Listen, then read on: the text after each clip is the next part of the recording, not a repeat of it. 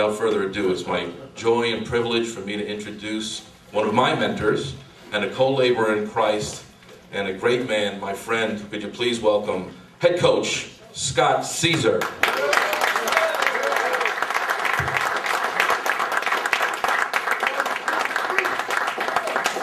2, 3. Yeah. Let's not start.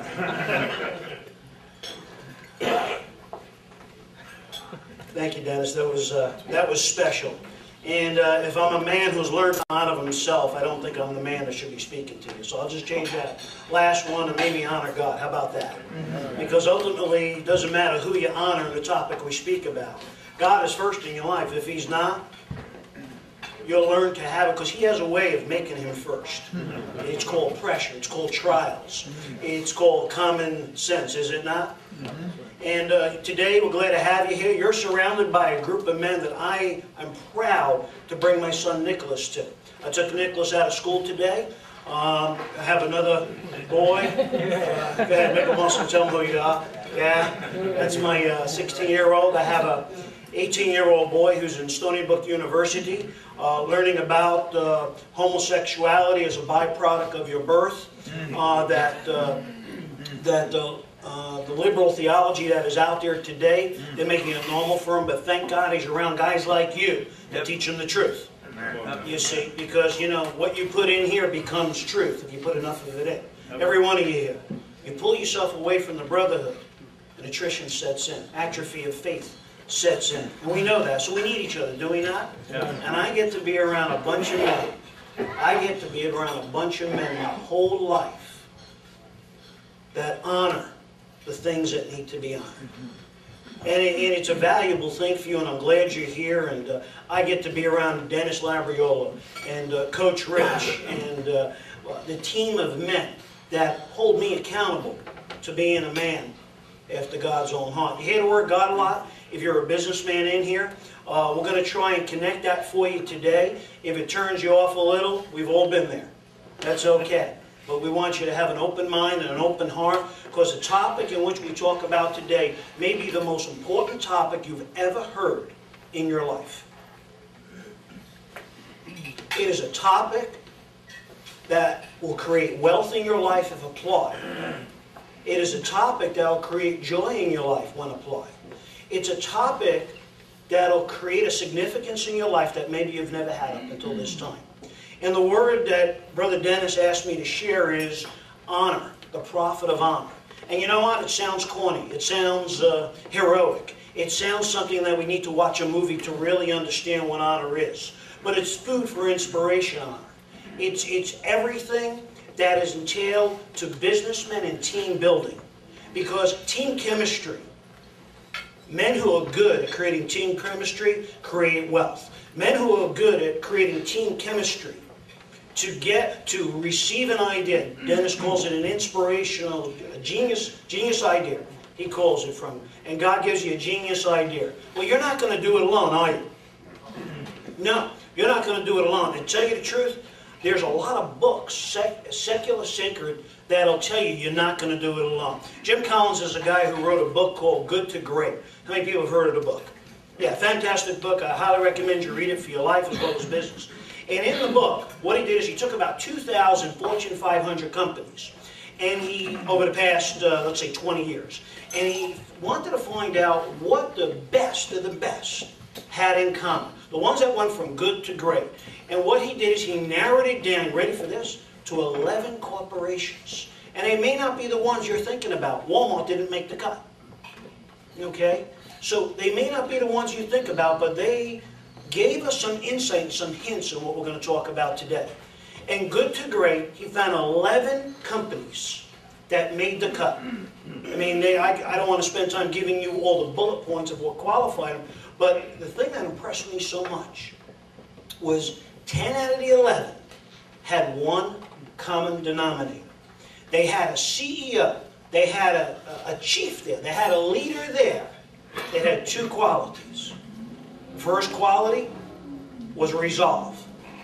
Man, some of these guys can sell their mother to make their business work. The second quality was humility.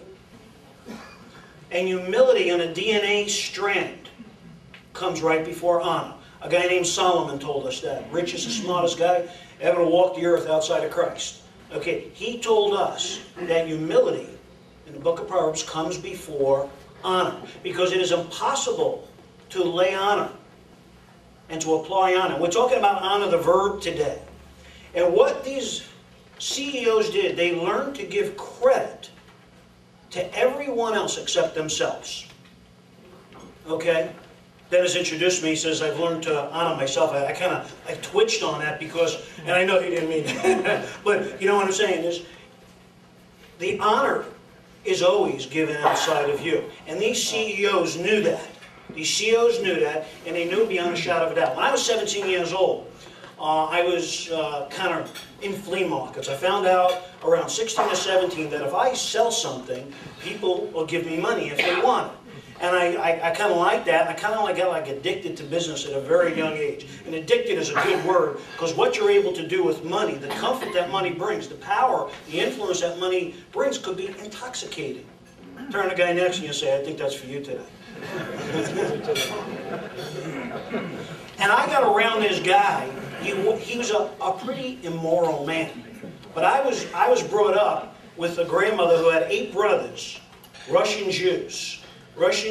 All 8 became multimillionaires in 8 different businesses. And they were more notorious than the other. They weren't 2 nice men, but they were all wealthy. So when I grew up, they came over to me and my dad, who was totally broke, and they always had the same question. How you doing? Making money? How you doing? That was it. Not how you doing. You know, making money? They didn't ask how your health was. They didn't ask how your spiritual life was. They didn't ask you memorizations of the Psalms. They said, making money. Because they were immigrants, they came here, and they needed comfort. They were intoxicated by wealth. Well, you know what? I got around this other guy. This other guy's name was Lenny. And he was an immoral guy, and he owned a lot of stuff in Brooklyn. And my parents didn't really care who I hung out with at the time, and I hung out with them. And he was teaching me stuff.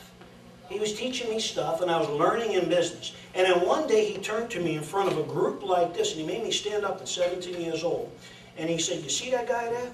He goes, he's going to be wealthy. He goes, that 17-year-old, and he went on and said some nice things about in front of a group like this. I'm like, you know what? He was a very immoral man, but you know what? My life changed. My life changed. He honored me in front of a group of men.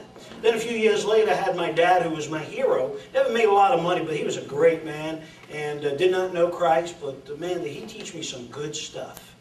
And one day I was working in an office, and there was a whole bunch of employees around, and we were talking, and he said, he stopped, and he didn't really talk a lot. You know, it was one of those dads, like maybe like yours, didn't say I love you a whole lot.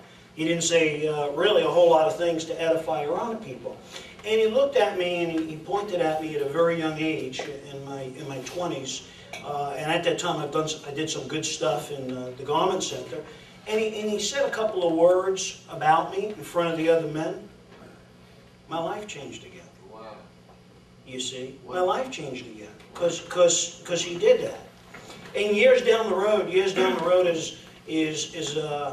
my identity became in the money that I made. A guy named Dr. Edwin Lewis Cole started talking to me. And he sat me down, and he said some incredible things to me. And then he said it in front of another guy named Bill McCartney. And I looked up and I went, is that me he's talking about? And my life changed again. You see, those 3 examples were examples of honor. And you know what? You have snapshots in your life when that happened to you, didn't you? Coach Mark, you told me that your wife looked at you 5 years ago, and she told you, and she spoke into your life, and said where you would be today. Right? And we know it's just a step, but it changed you because you looked at her, and you said, oh, wow. And when people speak honor into your life,